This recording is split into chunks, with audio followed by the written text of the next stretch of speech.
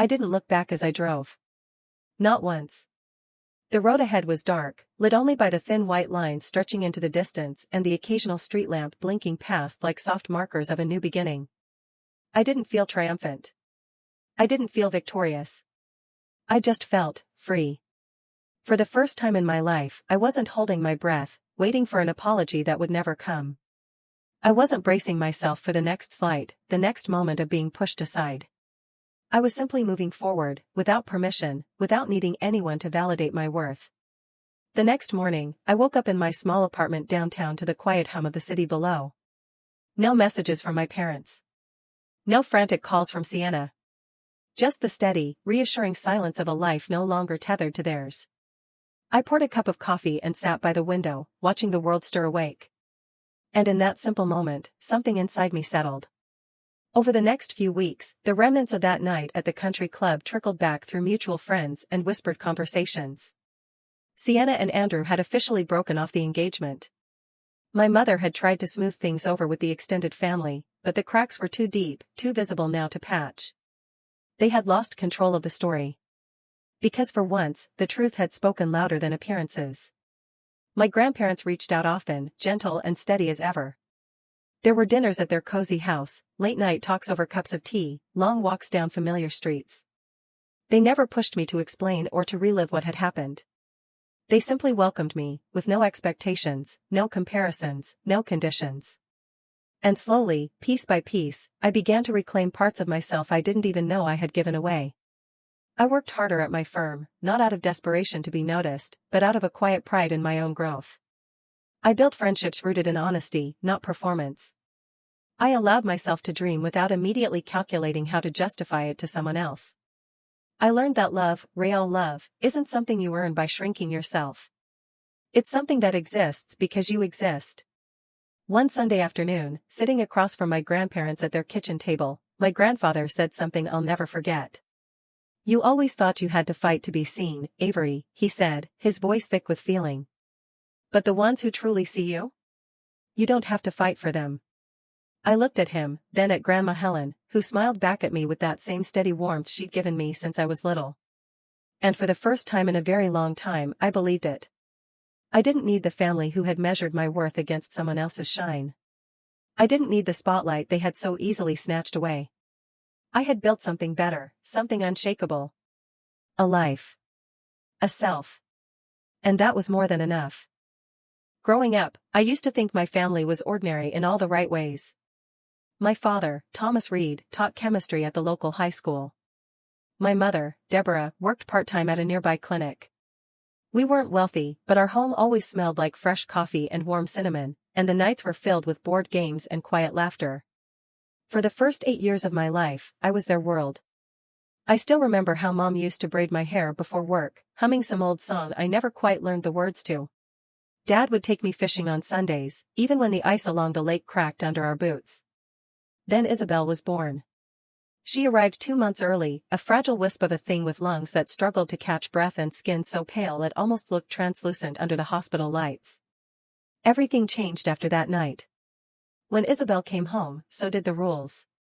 Hand sanitizer bottles on every surface. No loud noises. No guests. No hugs without permission.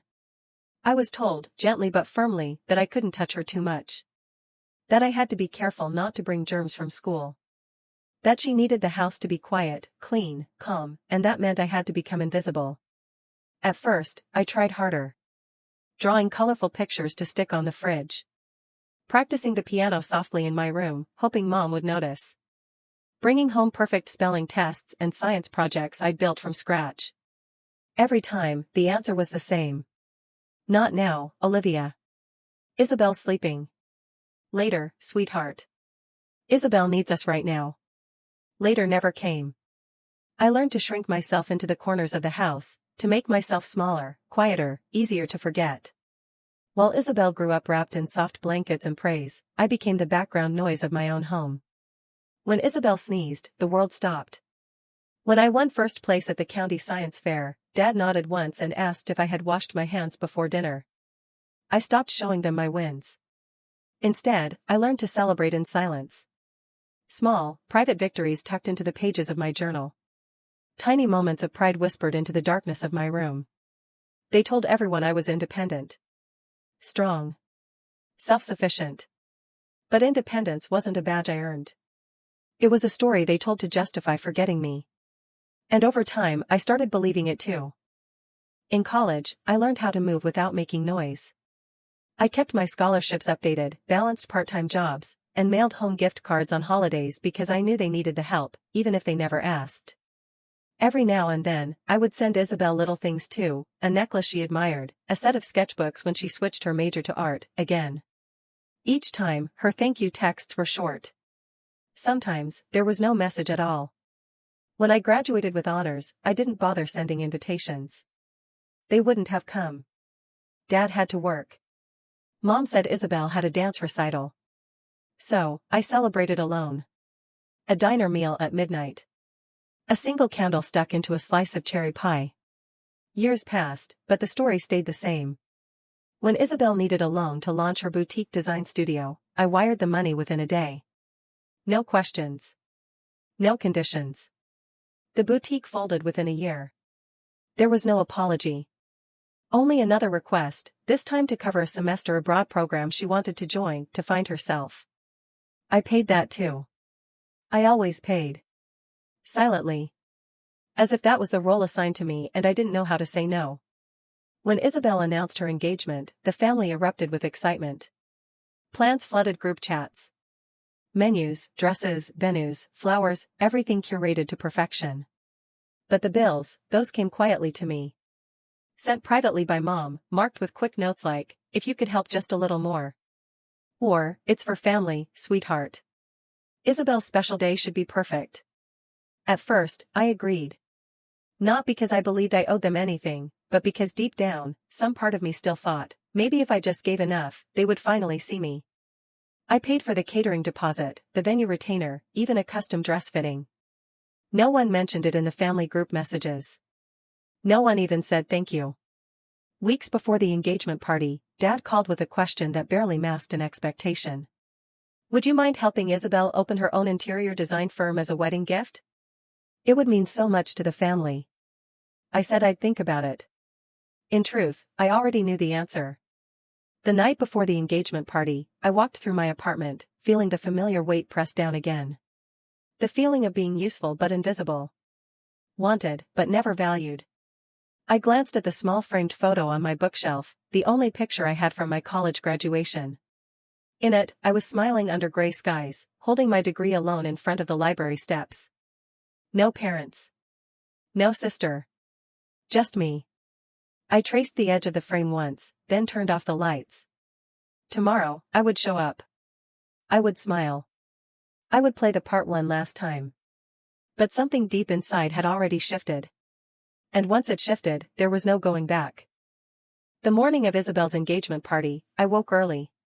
The sun barely touched the horizon, casting a muted glow over the city skyline.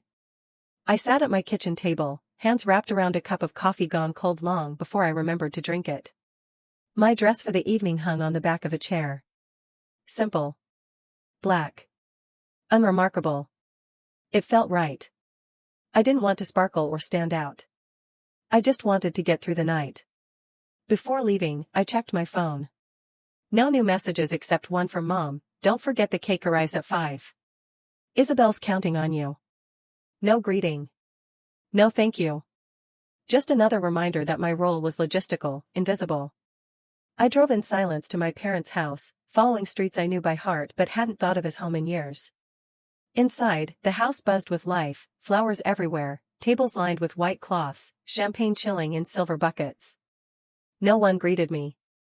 No one even seemed to notice I had arrived.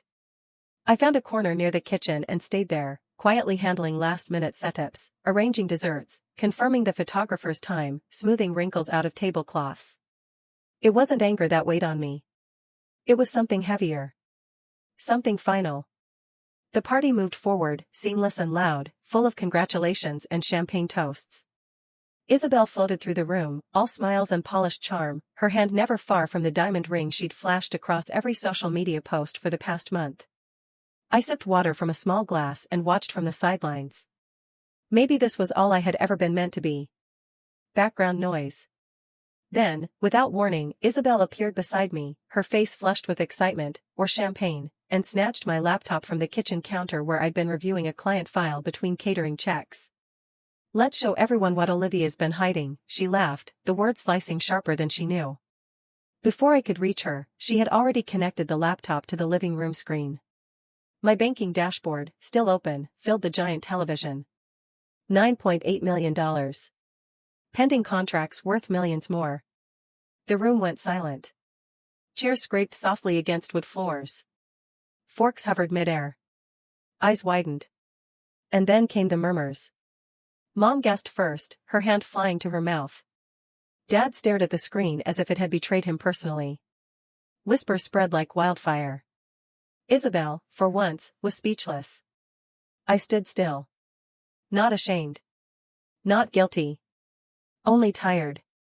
Tired of giving pieces of myself to people who only noticed when they could weigh their worth in dollars.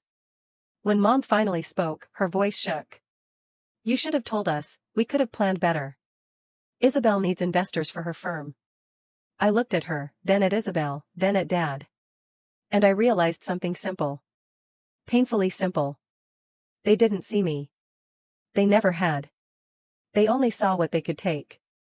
I closed the laptop gently. Slid it back into my bag. "I'm done," I said quietly. "No shouting. No accusations. Just a truth long overdue." I turned, walked out the front door, and let it swing shut behind me without a sound.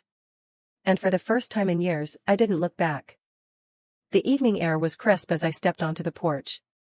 Behind me, the muffled sounds of confusion swirled through the door I'd left swinging on its hinges. I didn't wait for anyone to follow. I walked to my car parked at the edge of the driveway, slipped behind the wheel, and sat for a moment, hands resting on the steering wheel, breathing in the stillness. My phone buzzed in the passenger seat, first once, then over and over, a staccato rhythm of missed calls and frantic messages. Mom. Dad. Isabel. I didn't answer. I drove home through the quiet streets, past rows of glowing windows and manicured lawns that looked too perfect to hold real families inside. By the time I reached my apartment, the messages had shifted from pleading to angry. "How could you humiliate us? Family is about sharing. You owe us this much after everything." I placed the phone face down on the kitchen counter and poured a glass of water with hands that no longer trembled. That night, I slept without dreams. The next morning, it escalated. Emails poured into my business inbox. Not clients, relatives. Uncles and cousins I'd barely spoken to in years, suddenly filled with urgent needs and thinly veiled threats. Isabel posted a story on social media, a blurry photo of her crying in her engagement dress, captioned, "Betrayed by the person I trusted most." I didn't respond. I didn't need to. Instead, I made a quiet call to Marcus Dalton, an attorney I trusted, one who had represented several of my clients in delicate estate matters. I told him everything, briefly and without embellishment. He didn't flinch. "We'll handle it," Marcus said simply. "Legally and cleanly." Within 48 hours, cease and desist letters were dispatched to every relative who had contacted me. Marcus's team scrubbed my personal information from public databases. They tightened access to my office, my accounts, my life. I severed the automatic transfers I had been sending to my parents, the quiet lifeline they never thanked me for but had come to expect like clockwork. It wasn't out of spite. It was survival. I couldn't continue feeding a family that only opened their arms when there was something to take. The backlash was immediate. Mom called, sobbing into the receiver. Dad left me a voicemail laced with words like ungrateful and selfish, words that landed not as wounds but as confirmation. They had never seen me. Not really. They had only seen what I could provide. One evening, Isabel showed up outside my office. Security buzzed me before letting her anywhere near the building. I watched her from the second-story window, arms crossed, foot tapping impatiently, designer handbag slung across her shoulder. She looked exactly like she always had. Entitled. Certain the world owed her kindness simply because she asked for it loudly enough. I didn't go down. I didn't answer her calls. I didn't text back. Later that night, she posted another vague message online: "Some people only love you when they can control you." For the first time I smiled reading one of her words. Not in cruelty, but in relief. She was right, though not in the way she meant. Love built on obligation isn't love at all. And I was finally, irrevocably, done mistaking it for something it wasn't. Days blurred into each other. The call slowed but never fully stopped. The guilt-laced messages gave way to colder ones, demands disguised as desperate pleas. Family doesn't turn its back. You're breaking Mom's heart. We only wanted what's best for Isabel. Each one chipped away at whatever fragile image of family I had still carried. But the real shift came 1 week later. A certified letter arrived at my office, thick and formal, bearing my parents' names. Inside, hidden among vague legal language, was a simple demand. They expected me to fund Isabel's business venture, with interest. As if kindness had been a debt they were owed. I sat with the letter for a long time, tracing the printed lines with a steady hand. No anger rose. No grief. Only clarity. They had never loved me freely. Their affection was a transaction, one I had unknowingly signed long ago without reading the fine print. That night, I instructed Marcus to respond. Not with arguments. Not with justifications. Just a statement. There will be no further financial support. Communication is no longer welcome. Any further harassment will be pursued legally. Simple. Clean. Final. When the notice was delivered, the reaction was predictable. Isabel erupted first, flooding social media with half-truths and carefully cropped photos painting herself as the betrayed sister. My mother left voicemails so heavy with tears they barely formed words. My father's silence was the loudest of all. But I didn't move. I didn't explain. Some things don't deserve a defense. For the first time in my life, I wasn't asking them to understand me. I wasn't trying to make them proud. I wasn't waiting to be chosen. I had already chosen myself. And that choice, quiet and steady, echoed louder than any plea ever could. I moved a few weeks later. A modest house on the outskirts of town, tucked behind old oak trees and a winding gravel road. Nothing extravagant. Nothing loud. Just peace. I spent the first night there unpacking books, polishing old jewelry cases, arranging the little things that made a place feel like mine. There were no calls asking where I was. No texts demanding explanations. Only silence. And for once, it wasn't heavy. It was clean. Like fresh air after a long, relentless storm. Some nights, I sat by the front window with a cup of tea, watching the wind bend the branches outside. No flashing phones. No urgent cries for money or attention. Just my own breathing, steady and sure. I kept my business small on purpose. Hand-picked clients. Projects that mattered. No need to prove anything anymore. No hunger for validation from a family that never bothered to see me. Isabel's firm never opened. Mom occasionally posted vague quotes about forgiveness online. Dad remained a ghost, a name without a voice. I let them be. Healing, I realized, wasn't about making them understand. It wasn't about forcing apologies from mouths too proud to speak them. It was about stepping away. Choosing stillness over noise. Choosing myself without permission or guilt. One evening, I found an old photo tucked inside a book, me at 6 years old, grinning wide, holding up a messy finger painting. In the corner, someone had scribbled in fading ink, "Our shining girl." I smiled. Not from sadness. Not from regret. Just a quiet kind of gratitude. For the girl who once waited to be seen. For the woman who no longer needed it. And for the life I finally chose to live, on my own terms, in my own light. Sometimes, walking away isn't an act of anger. It's an act of finally choosing peace. I'm not angry anymore. I'm not waiting anymore. I'm simply free. Have you ever realized that staying silent was the strongest thing you could do? Have you ever chosen yourself, even when it meant leaving behind everything familiar? If Olivia's story resonates with you, share your thoughts in the comments below. Your story matters too. And if you believe in the quiet strength of choosing your own path, don't forget to subscribe for more stories like this.